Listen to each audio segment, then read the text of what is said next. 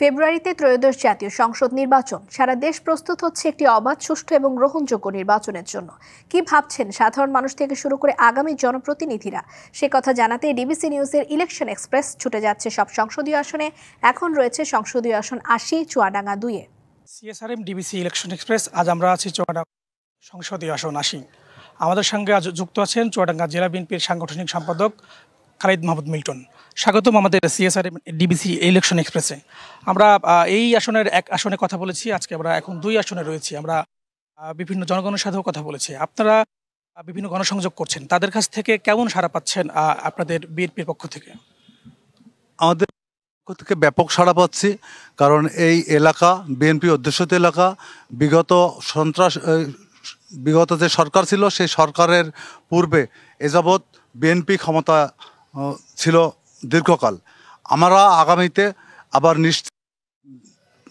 নির্বাচনে নির্বাচিত হব। আমাদের মাহমুদ হাসান খান বাবু ভাই আমাদের প্রার্থী, আমরা তাকে নিয়ে মাঠে কাজ করছি। মানুষের মধ্যে ব্যাপক সাড়া পাচ্ছি এবং মানুষ তারা আমাদেরকে বিএনপিকে ক্ষমতায় নিয়ে আসতে চায় এবং দেখতে চাই। আমরা এই আসনে একটা জিনিস সবচেয়ে বড় বেশি সমস্যা যেটা দেখেছি সেটা হচ্ছে, যেহেতু পাশেই ভারতীয় বন্দর, আমাদের এই আসনগুলোতে মাদকের সবচেয়ে ভয়ানক অবস্থার কথা বলেছেন তারা। মাদকের এই জিরো টলারেন্স বিষয়ে আপনারা কতটা কাজ করছেন, এবং যদি ভবিষ্যতে যদি ক্ষমতা আসেন তখন আসলে কি করবেন? আমাদের নেতা মাদক, স্বাস্থ্য, তারপর কৃষি এবং আইন শৃঙ্খলা, এই 5টার উপরে জোর দিয়েছে। সবচেয়ে বড় কথা হচ্ছে, উনি যদি নির্বাচনে জেতেন এবং আমার দল যদি ক্ষমতায় আসে, সর্বপ্রথম মাদক নির্মূল করবেন এবং বদ্ধপরিকর তিনি। আর একটা বিষয় হচ্ছে কৃষি। আমাদের এখানে কেরু কোম্পানি মিল আছে।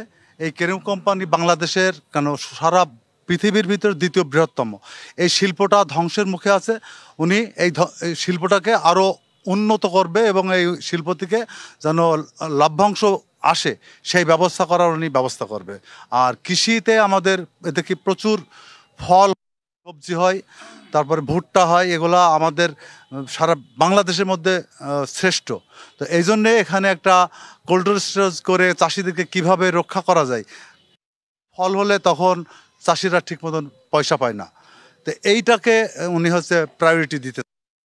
আর বাংলাদেশে প্রায় প্রতিটা জেলাতেই মেডিকেল কলেজ, হাসপাতাল তৈরি হয়েছে।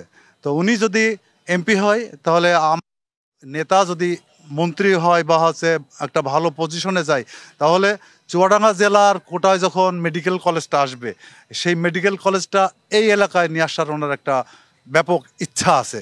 কারণ হচ্ছে চুয়াডাঙ্গা জেলায় 5টা থানার 3টা থানায় হচ্ছে 2 আসনের আওতাভুক্ত, এবং চুয়াডাঙ্গা সদর থেকে দামোদা থানা শুরুটা খুব কাছাকাছি। এর মাঝখানে যদি উনি একটা মেডিকেল কলেজ করার ওনার একটা ইচ্ছা আছে, তাহলে 2 আসন এবং 1 আসন উভয়েই সুবিধা ভোগ করতে পারবে। এই আসনে একটা বড় আমরা সমস্যা দেখেছি, সেটা হচ্ছে আত্মহত্যার প্রবণতা অনেক বেশি। এর কয়েকটা কারণের মধ্যে এখানে শিক্ষার হার অনেক কম, এবং পাশাপাশি অপরাধ প্রবণতার একটা বিষয় আছে, এবং আমরা দেখেছি বেকারত্ব সমস্যাটা অনেক বেশি। আপনারা যদি ক্ষমতা আসেন, আপনারা আসলে কি ব্যবস্থা নেবেন? আমরা আসলে ব্যবস্থা নেব কর্মসংস্থানের। কারণ বিগত বছর যে সন্ত্রাসী সরকার ছিল ক্ষমতায়, সেই সরকার এখানে ধ্বংস করে দিয়েছে কাজের, এবং মানুষকে কাজ দেওয়ার কোনো সুযোগ তৈরি করে দেয়। সে কারণেই আপনি যে বললেন যে হচ্ছে আত্মহত্যার কারণে হচ্ছে তারা সাংসারিক জীবনে যে সংসার চালাতে পারছে না, তখন সংসারে বিবাদ সৃষ্টি হওয়ার কারণেই এই অপমৃত্যুগুলো হচ্ছে। তো এই আপনাদের আসনগুলোতে তো দেখেছি আমরা বিএনপির একাধিক প্রার্থী রয়েছে, এখানে জামাত মনোনীত একজনই প্রার্থী। জয়ের ব্যাপারে আপনারা কতটা আশাবাদী? সারা চুয়াডাঙ্গা না চুয়াডাঙ্গা 2? চুয়াডাঙ্গা 2-এ ব্যাপক প্রার্থী নাই। চুয়াডাঙ্গা 2-এ একমাত্র বাবু ভাই প্রার্থী, এবং উনি নমিনেশন পাবেন, এটা আমাদের দৃঢ় বিশ্বাস। আর উনি নমিনেশন পাইলে জনগণ উনি সারা বাংলাদেশের একজন হলো ক্রিম। সারা বাংলাদেশের মানুষ ওনাকে চেনে। আর 2 কনস্টিটিউশনের জনগণ তাকে প্রাণের চেয়ে ভালোবাসে। সে যদি মাঠে আসে, তাহলে জামাত ভেসে যাবে।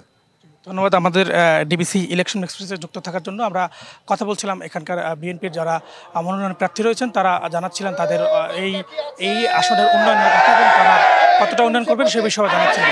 তো আমাদের ডিবিসি ইলেকশনের সঙ্গে থাকার জন্য ধন্যবাদ। আমাদের পরবর্তীতে যে 7টার লাইভ রয়েছে সেখানে যুক্ত থাকবেন অন্য কোনো প্রার্থী।